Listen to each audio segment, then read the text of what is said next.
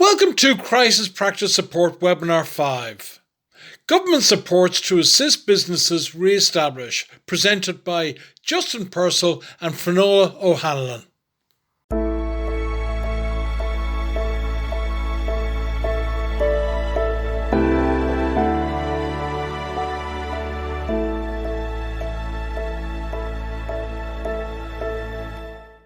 So you're all very welcome to this fifth webinar at the Law Society. So this is Crisis Support Webinar number 5, and we hope to give solicitors today up-to-date information on government supports.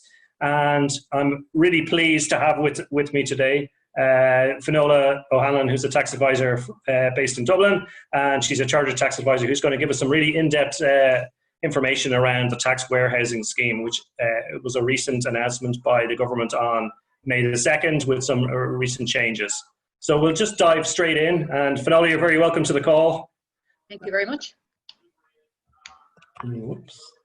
Good to be here. So we'll just quickly talk to what we're going to talk about today, which is the tax warehousing, the Restart Grant, a little bit about that, update on some of the other supports, and discussion and questions. We really welcome people to ask us questions on the chat as we go along, so we'd be very interested in what you guys have to say out there. So you're all very welcome to the call, and we'll get started now. So Finola, you're going to take us away from here on the tax warehousing. So this was a scheme that was announced by the Revenue on the 2nd of May. There is limited amount of information available, so hopefully we can provide some context and provide some information. And I know you are, because we discussed it earlier. So would you like to share your screen, Finola, and take us from here? That's perfect, thank you.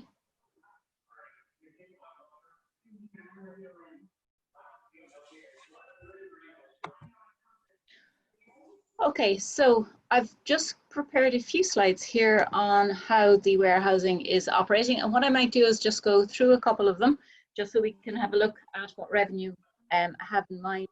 So the first thing to say is that Revenue, as soon as the extent of the issues with COVID became clear, Revenue, in fairness to them, they suspended debt collection. And what they have done here at the moment is they have moved from simply deferring tax payments informally to announcing an actual warehousing scheme. And the warehousing scheme is going to be supported by legislation, but the legislation isn't yet available. So Revenue are basically doing it on an admin basis. So what they're looking at in terms of the warehousing scheme is they're going to waive interest for a period in time, and then they're not going to levy a penalty for the non-payment of tax across the COVID period. So we need to have a look at when the scheme starts, and basically they're looking at the whole thing having been starting from February when it was devised, I think.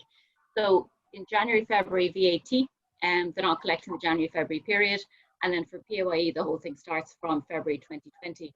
They extended it to March, April, and then more recently they've extended the kind of debt freeze up to May, June 2020. And so far the estimates, they've got figures for the tax cost in March and in April, and so far the warehousing to end April has cost 1.26 million. So it's something that's not cheap for the government. So what have they done? They've announced on the 2nd of May 2020 that they will provide legislation, but in the meantime, there is a warehousing scheme available. Now it automatically applies to SME, that's businesses that have a turnover of up to 3 million. If you're a larger business, you're dealt with in LCD, which is the Large Cases Division, or MED, which is the Medium Enterprises Division of Revenue. Then you've got to apply to Revenue and show them what you need and kind of why you need it. And the characteristics they're looking for, the trademarks effectively are going to be a company or a business that is unable to trade because of COVID, or with this trading significantly reduced, and that's as a result of the impact of COVID.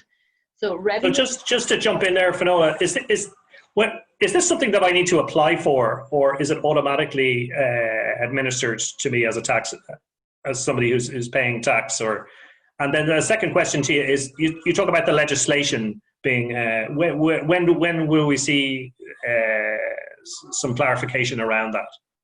We haven't got a period of time for the legislation, so we're told legislation will be introduced. We don't know when, so to watch the space. I imagine that it would be something that would be a priority, and then I also imagine that kind of the current government position isn't assisting. So I don't think it'll be as late as the next finance bill, which would be next October, but at the moment there's no kind of clarity on when it'll be coming through. So that's the first thing. The second thing is, I'm not aware of there being any formal application process, and what Revenue are are emphasizing just for businesses is that it's really important that they be able to keep a handle on the level of tax that's going unpaid. So they are very much stressing that it's important for a business to keep filing returns even if they're not paying the tax. So I would suspect that what will be happening is businesses will continue to file the returns with a nil tax payment attached, and then it would probably be no harm for the business to send an email to Revenue via my inquiries to say that the business does intend availing of the warehousing. Okay, and just to back up a little bit, there seems to be like 3 different periods to this, like the period pre or before COVID, which is pre-March the 1st, the time of COVID, which is a time period, which you might explain what that period is, and then there's a period after COVID, and after the COVID period has ended, and that's got a separate treatment associated with it. So there seems to be sort of 3 different time periods with 3 different scenarios applying. Is that correct, or have I misunderstood? No, the Revenue are talking about there being three phases basically to COVID-19. So if we're looking at pre-COVID, that's the period up to the end of January in 2020 when all the normal rules applied, and we're looking at taxes having to be, returns having to be filed, taxes having to be paid, and for the fiduciary taxes, which are the taxes affected, so that's VAT and the payroll taxes, so that's PAYE and also USC and PRSI. So they're all fiduciary taxes, and the standard rate of interest that applies to those is 10% per annum. So the pre-COVID period, you need to pay, you file your return on time, you need to pay the tax when it's due, and if you pay late, you are looking at having an exposure to an interest rate of 10%. We then go into the COVID period. So period 1 is the COVID-19 restricted trading period. So it basically starts from, for VAT, they're looking at Jan-Feb 2020. For payroll taxes, we're looking at February 2020. And that period is going to go on to the point where normal trading resumes. So period 1 is the COVID restricted trading period. And basically you don't have to pay the taxes if you're in the warehousing arena. The second period then is going to be the 12 months, which starts 2 months after your normal trading resumes. So there's a 2 month grace period after normal trading resumes when basically you can get your house in order. Period 2 then starts after that 2 month period and goes on for 12 months. And there's a 0% interest rate attached to the COVID debt in that period. Normal taxes have to be paid in that period. You keep things up to date, but the COVID debt is at 0%, so it gives you time to pay it. And then you go into period 3, which is the long-term COVID debt, and that is after the end of that 12-month interest-free period. And from there on, it's just going to be 3% interest, and you'll need to talk to Revenue about bringing that historic debt down to 0 at that 3% rate. So there's the 3 periods. Yeah, so thanks, Finola. Here's another query that we have around tax clearance. So I'm going to ask for a tax clearance certificate, and the query from John is, how do I deal with this? So, like, without preempting what you're going to say, there's 3 different periods we talked about there, so it may be a hard one to answer, but... What Revenue is saying in the guidance note is the tax clearances shouldn't be affected by COVID. Revenue will be conscious of the fact that those tax clearances are needed to run the business. There's a certain amount of work you can't do without having a tax clearance certificate in place, and they don't want to interfere with any business's ability to trade back into normal trading. So tax clearances aren't going to be affected by the fact that the business avails of the warehousing, but you do need to bear in mind that there are other things that can affect your tax clearances. For example, the warehousing is just debt collection and interest rates. So you still need to file your return, and if you don't, that could interfere with your tax clearance.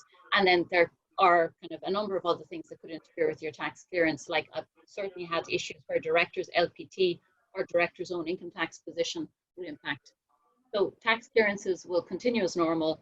The warehousing won't affect them, but you do need to stay tax compliant in other arenas in order to keep your tax clearances up to date.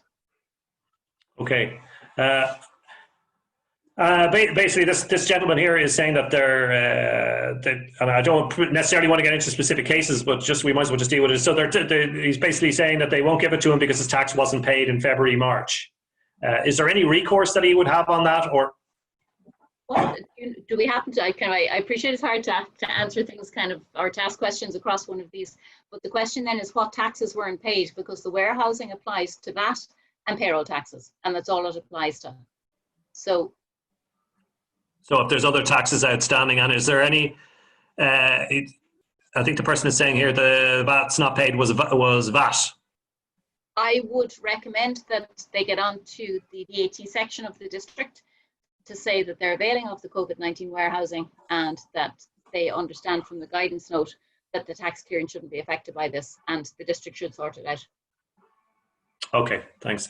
So just going back to the query around, or not query, but this question of normal trading. What does normal trade? What do they mean by normal trading?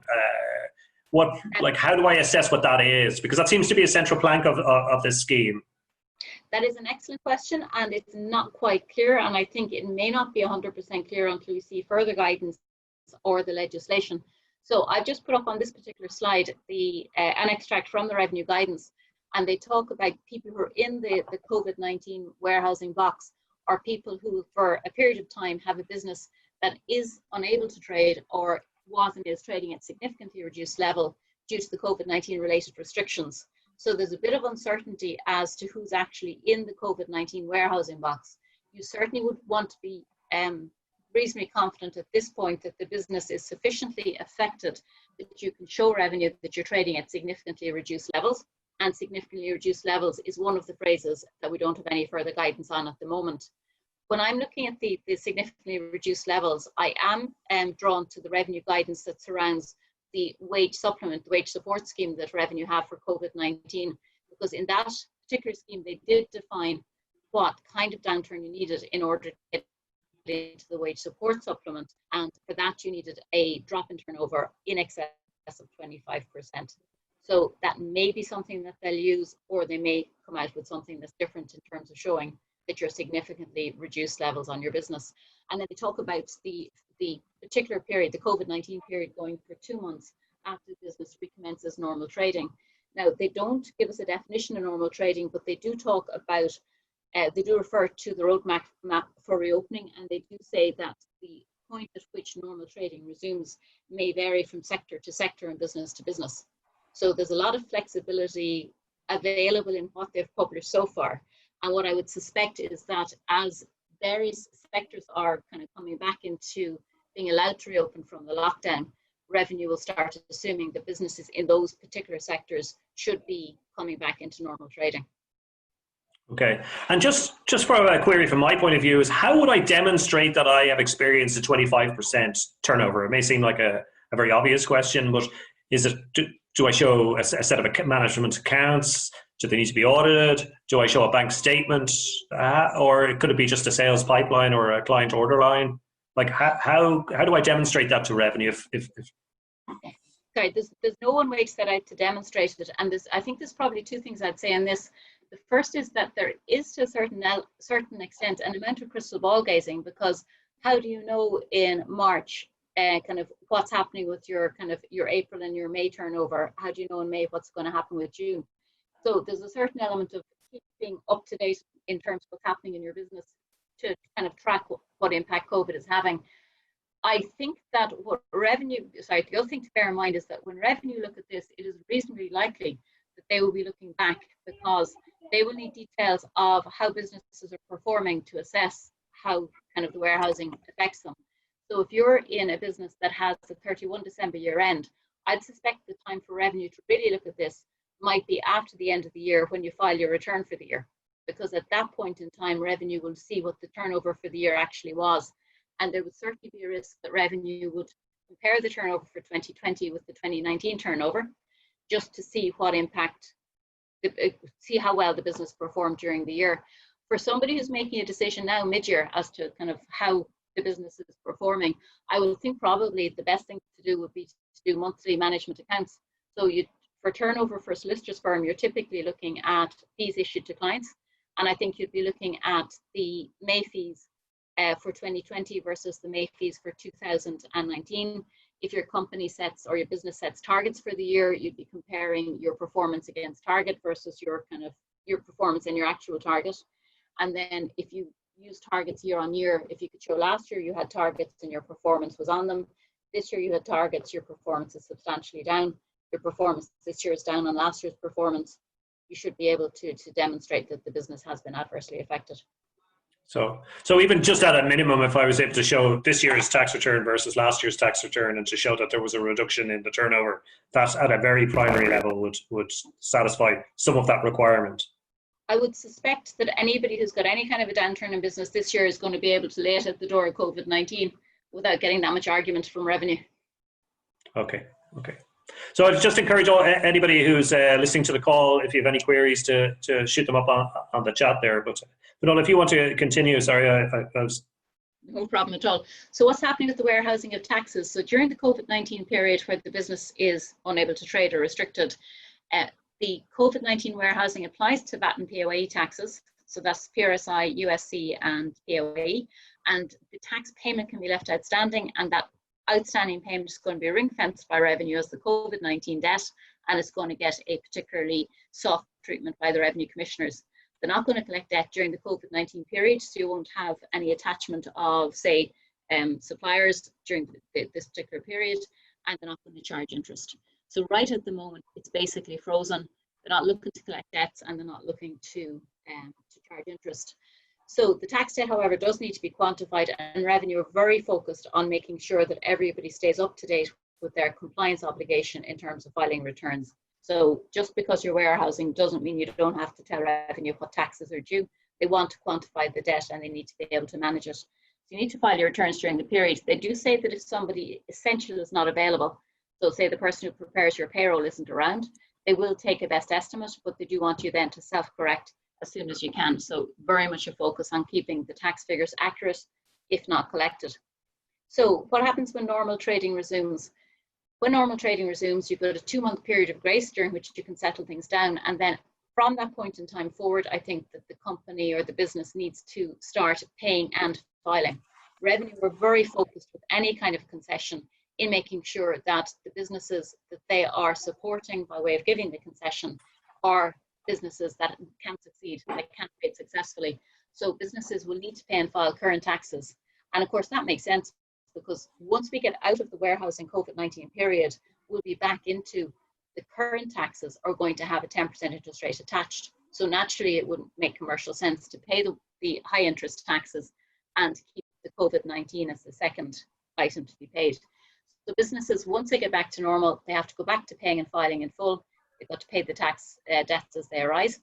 Then the COVID-19 tax debt is going to be warehoused for 12 months at 0%, and then no collection of the debt there. The revenue won't take steps to collect it. You'll just agree how it should be paid over, and they won't charge interest. And then after that 12-month period, on a go forward, there'll be a reduced interest rate of 3% that applies to whatever COVID-19 debt is still outstanding at that stage. It's very favourable rate. Generally, the rate is 10%, so it's an extremely good rate. And then revenue say that the tax clearances aren't going to be affected. And then if there are refunds due to taxpayers who are warehousing, revenue would normally try to set a refund off against an outstanding tax debt. But because they're effectively trying to improve cash flow for businesses, what they say is if you do a tax refund, it will be paid out to you. You have the option to set it against your COVID-19 debt, but you don't have to. They will pay it out to you. And then it's just a matter of the taxpayers just trying to just bring down that debt as and when the cash flow of the business is available. So Finola, just a couple of queries there. I'll just deal with one coming off the chat there is, what's the story with income tax in October? Do any of these instruments affect your payment of income tax? I haven't seen any relief for income tax for self-assessed taxpayers who will be paying next October. There has obviously been the support for payroll taxes in the form of the wage support scheme, but I haven't seen anything for income tax. And again, the question is going to be, I think, in fact, I think we'll have to wait for the legislation. I haven't seen anything kind of discussed, haven't seen anything come through, but if income taxpayers are very adversely affected by COVID as well, you would imagine that the revenue commissioners would be looking at whether there's some support that can be given to bring people who are trading successfully and can get back to trading successfully over the blip caused by COVID. And so this, just a query here that I had was like, how can solicitors or small practices take advantage of this situation to the best possibility? And I know we had a discussion a little bit around, and this is what I kind of enjoy about the business side of it, is the sort of strategy, but without breaking any rules, is how can we best manage our cash flow given that there seems to be some tax break or tax leniency here that isn't usual. So around the 3%, around the self-assessment, if I have a tax due in the self-assessment, should I pay it and file at the same time, or should I just file and wait, hold on to the cash for the moment, even though I still owe it? It's still the taxpayer's money.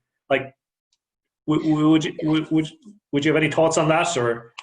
Well, my thinking on it at the moment is that if you pay and file on the due date, then the payment is made, and Revenue, I think, aren't refunding payments. What they're saying is we won't debt collect, but they're not offering to refund money that's been paid over in taxes.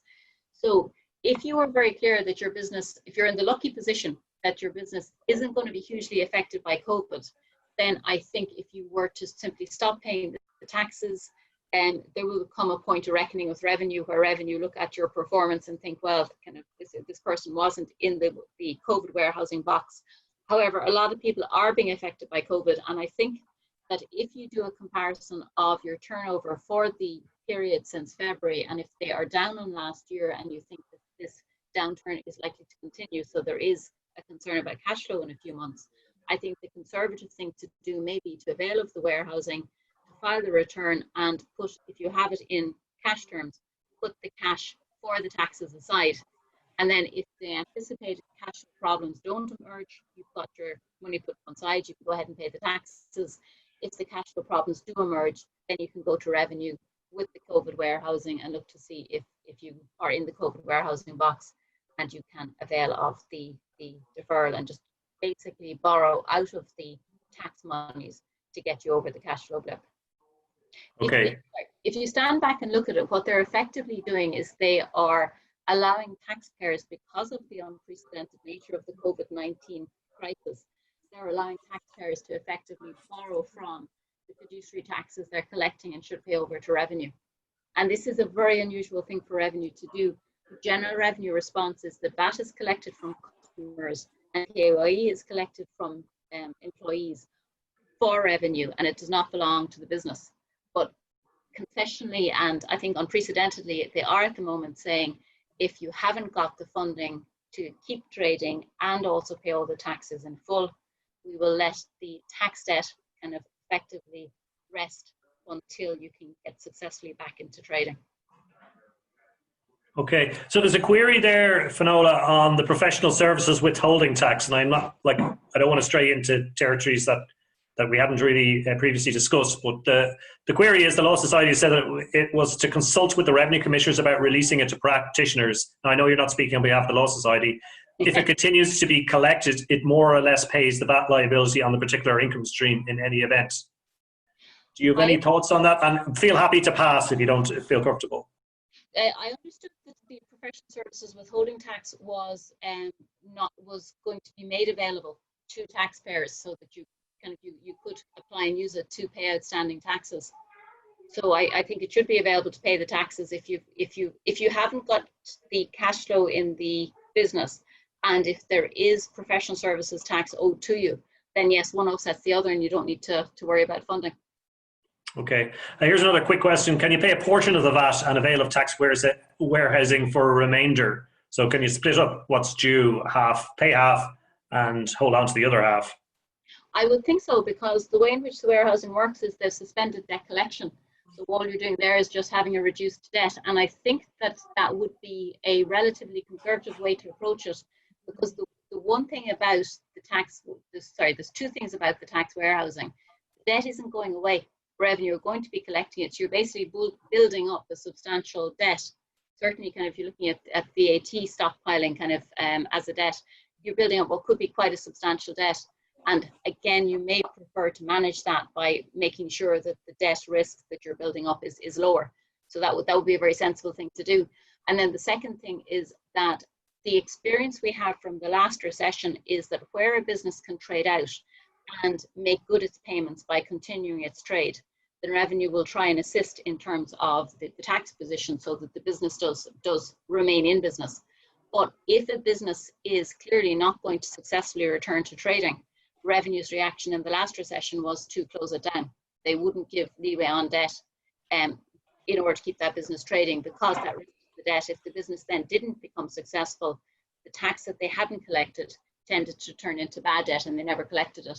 So I would suspect that once we get out of the COVID-19 warehousing period, if the business can't get back into paying current debts successfully, then so as business gets back to normal trading, they need to get back to paying their taxes in full as they're due.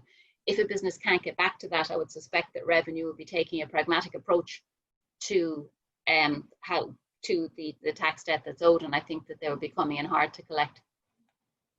Okay, thanks, Finola. I'm conscious of the time. We're running sort of like about 2 minutes up to 1:30, so I'll just deal with the last couple of queries here. So here's a query: what dates can you hold onto the revenue for?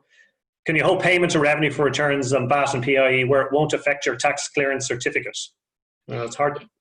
It should be running for that periods from Jan-Feb 2020 to May-June 2020 are the ones that are currently in the box, in the frame. And then for payroll taxes, it's February to June 2020. That's what's in the frame at the moment. And if the current problems continue, there may be an extension to July, August. We'll just have to watch the revenue publication. Here's another query, just a quick one. As billing is often in arrears, can the downturn be judged by work in progress, stroke timesheets, rather than turnover of invoices? Revenue, they haven't indicated where they're going to look. On the wage support scheme, they've talked about turnover, which normally would be issued fees. If there's a substantial delay in terms of the turnover converting WIP to actually issued fees, then I think the WIP would probably be the most accurate guide to how a business is impacted at the moment. Okay. So, Finola, in summary, do you have any other particular advice for the people listening in? Thank you very much for your time. I think it's been really interesting and really varied. The responses have been really in-depth, and there's been a number of different types of questions. I think what I'd be saying is there's legislation due, watch the space. There's a lot of concepts that have been a bit vague and nebulous, and revenue are working on an admin basis. It's going to get formalised. When it does get formalised, people should just keep an eye on the guidance to make sure that they haven't made assumptions during the admin phase, which are going against what comes in the legislation. So watch the space, keep an eye out for the legislation due. Revenue have a very good guidance note, and I think we're going to see if we can circulate that or make it available to people who signed on for the webinar later on. And then I also prepared a small guidance note on COVID, which we could make available as well. So it's a question really of just watching what comes out. It's a very fluid situation, very unprecedented. So I think we're just watching for changes. Okay, thank you very much, Finola. I know that there's some queries there around the Restart grant and a few of the other grants which we're going to reach back to. So thank you very much for your time, Finola. We really appreciate it. You're very welcome. Thanks, Keith. Thanks, Justin. So I'm just going to quickly deal with some of the queries there that we had around the Restart grant. I know there's some queries around this grant itself. So the official information was provided by the Department of Business, Enterprise and Employment. And the details of the grant was that there's €250 million available, and the business must have a turnover of less than 5 million and 50 employees, have suffered a projected loss, 25% loss in turnover, and commit to remain open or reopen if it was closed. Declare the intention to retain employees if they're on the temporary wage subsidy scheme. So it was a grant based on the rates that you paid in 2019 or rates that were due. And then it was delegated out to the local authorities of whom you applied to. And now it seems that as what we're discovering, now this only opened on the 22nd of May, that each of the local authorities have put in different types of disclaimers or eligibility requirements around some of the conditions for the actual Restart grant itself. So it's quite hard for us to fully understand each of them in-depthly, because there's I don't know how many local authorities are, but it's probably over 30 of them at least. I think it's 31 potentially. I stand corrected on that. So the main characteristics of the scheme is that it doesn't, in the initial criteria that have been outlined to us, is it shouldn't restrict office-based businesses that are reopening or have been opened remotely for a period of time. That's our understanding of it. We've checked with a number of different places, and that was our understanding. But it seems that each individual local authority have put in different types of restrictions around that. So, but if you want to be absolutely sure, you'll need to go to each individual website related to local authority where you paid your rates in the year of 2019 and look at the small details. If you have particular queries or questions, don't hesitate to contact us here at the COVID-19 email or crisis, and we'll see whether we can assist with that. But again, the local authorities are allowed to denote any particular eligibility criteria around that. So I know there are a few queries around that. I hope that kind of benefits it, but unfortunately the devil is in the detail in the small print of these items. I know in Dublin City, office-based businesses are allowed to apply. I know you don't. Your tax clearance doesn't need to be up to date, which is different in some other ones. So it's something that's just emerging at the moment, and we're doing our best to understand each of the issues. On the face of it, it would appear that solicitors and office-based professional businesses can apply for this scheme if they were closed or are reopening or were operating remotely. So I'll move on quickly then to the. I'm conscious of the time. Sorry. Whoops. So latest news on the temporary wage subsidy scheme is that the main piece of news is that those returning to work from maternity or adoptive leave have now been allowed to apply for the scheme. So this is a great change or a good change and it was announced there on the 29th of the 5th. There's some new operational changes that I've laid out there on the slide from the 21st of the 5th for people who are coming back into employment who may have been laid off before, and you need to notify the revenue around that. This scheme is due to end on June 18th, but that needs to be announced for sure. There's rumorings or mentions of it being extended for longer, but it is. You should just be aware that it's due to end on June 18th, and operating requirements on that scheme are available in the link there on operating the temporary wage subsidy scheme. The COVID-19 pandemic employment payment is in place until the 8th of June. So just to watch out that also is due to cease on the 8th of June. So we await an announcement from the government on that fact. Finally, or not finally, 2 more slides to go. The credit guarantee scheme. These were 2 schemes that we dealt with in a previous webinar, webinar 3, around how you could apply for different types of loans. The credit guarantee scheme is through AIB, Ulster Bank and Bank of Ireland. I'll provided we'll share these slides which have the links on how you might apply.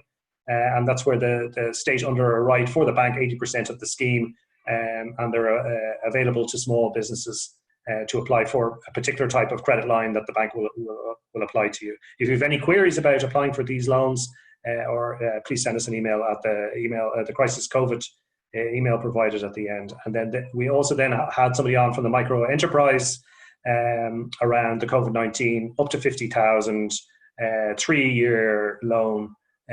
That's available through Microfinance Ireland. If you apply to the local enterprise office, you get a lower interest rate. Again, if you see webinar 3 on our website, you'll be able to hear the full webinar related to that.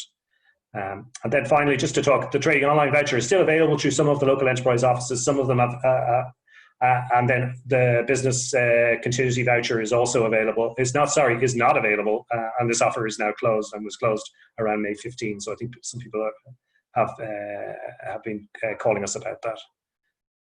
And then finally, just some information that we dealt with on a previous webinar, also around the webinar 4, around the return to work, the safety protocol, if you want to listen back on that webinar. So that was webinar 4. So this is just our email here on the Crisis Support and Law Society, or send us a call. So we have 3 more webinars coming up around business planning, marketing plans, and improving your social media presence. So we look forward to having you on the next call next week, 1 o'clock. We'll be sending out a link with all of the slides. Again, thanks again to Finola O'Hanlon for her expert advice. We really appreciate it today. So Slán, take care and have a good week.